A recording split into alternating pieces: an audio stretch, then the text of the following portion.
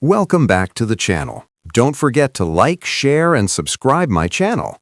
Today, we are explore how to create dynamic image layouts using Frame Mask.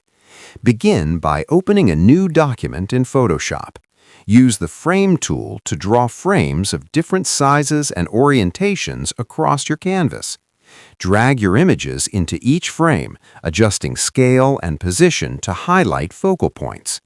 Optional tip: overlap frames slightly or rotate them for more visual interest. Add text or graphic elements strategically to balance the layout. Group frames for organized editing and quick adjustments.